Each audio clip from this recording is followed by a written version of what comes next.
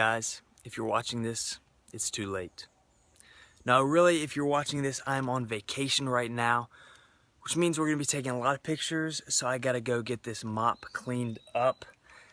Gonna get a haircut, but we're never leaving the house without the trusty bagel and water bottle or jug of water. Now, I honestly think people who walk around with gallon jugs of water are, pretty obnoxious, because it's just letting everybody know, hey, I lift, make sure you know that I lift. But this actually isn't gonna leave my car, just bringing it with me so I can hit my water before I work out, so I'm not dehydrated. But I said, I've been experimenting with pre-workout nutrition, and what I've actually found has worked best for me is some carbs about an hour and a half before the workout. So this bagel I'll eat right after my haircut, and then 30 minutes before I'll have a protein shake. And the energy I felt is great, especially given that I'm in a calorie deficit on a cut and really no stomach issues. When I had the bagel and the protein shake like right before the workout, that was a little too much, especially with high rep stuff, but just the protein shake I can handle, and then the carbs, I give those a little bit longer to digest.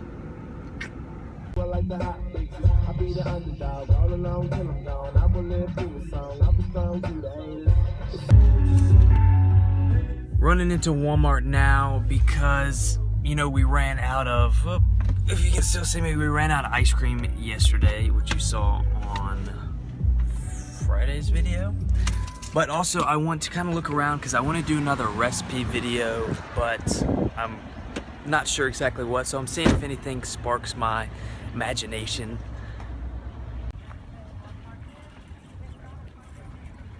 So looking for a new candy to try intra-workout.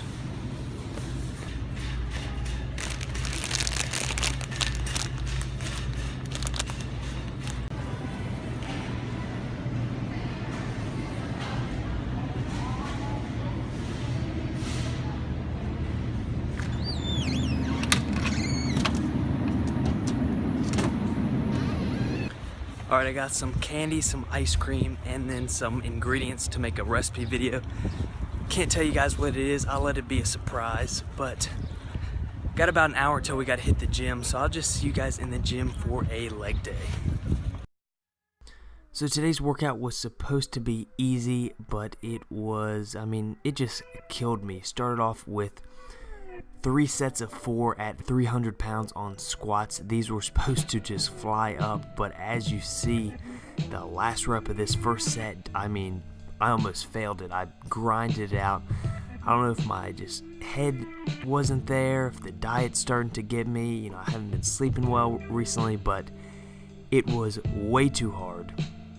So needless to say, I'm a little disappointed in myself and my performance, but it's part of the game. So those went a lot slower than they should have been.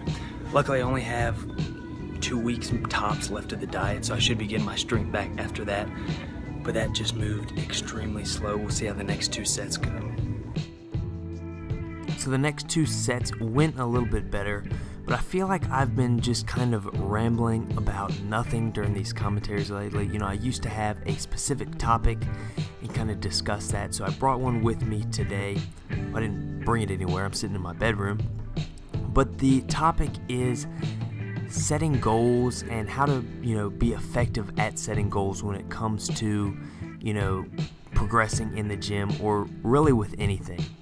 So I'm not going to bore you by saying, how important it is to actually set goals instead of just wandering around aimlessly, but really kind of look at some mistakes that I've made in the past, along with, common mistakes when it comes to goal setting. So the biggest one that I see is, a lot of us, we get on Instagram, get on YouTube, we see these people lifting these, enormous amounts of weight.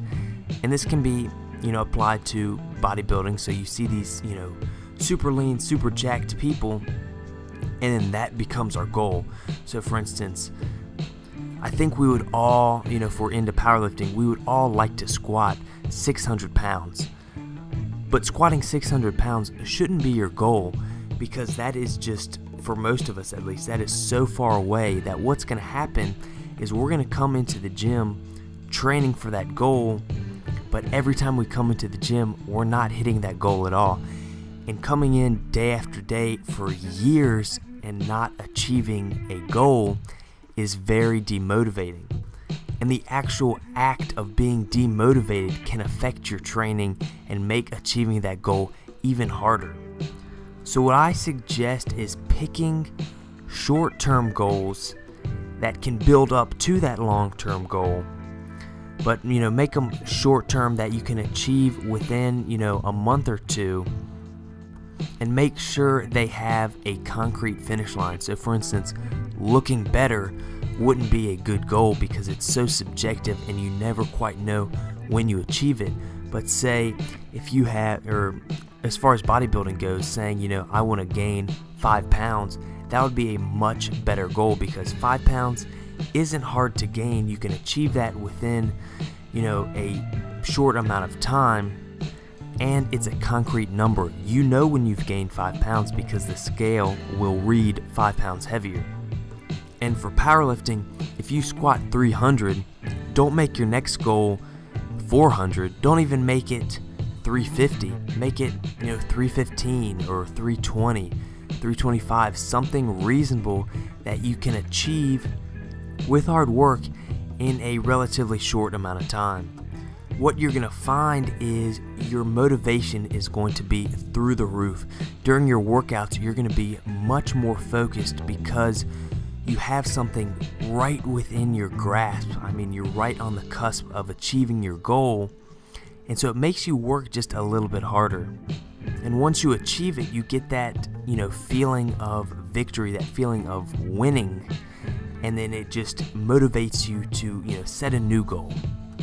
Too many people are focusing on the pros, the world record holders, and all that, and not focusing enough on their journey and making their own progress. So make short-term, achievable, concrete goals, and you'll find you'll actually make better progress because your focus and your motivation will be dialed in, and your overall happiness will go up as well, because there's nothing worse than just feeling like you are so far away from what you want.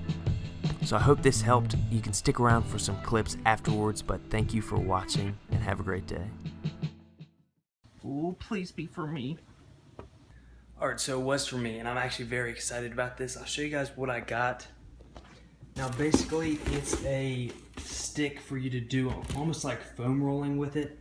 So instead of having to get, down on the floor to actually foam roll, basically you can just use this and roll it out. I've seen a couple people use this. Now it just helps that way, when I travel. I'm doing a lot of traveling this summer. I don't have to take a foam roller with me.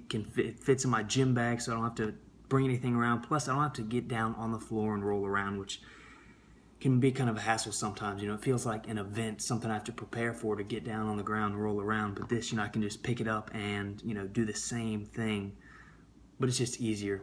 Also, you can kind of get into harder to reach areas like the adductors are pretty hard to reach when it comes to foam rolling. You have to really get into a split, which is uncomfortable. But this, I can sit in a chair, watch a YouTube video or something, and kind of roll out.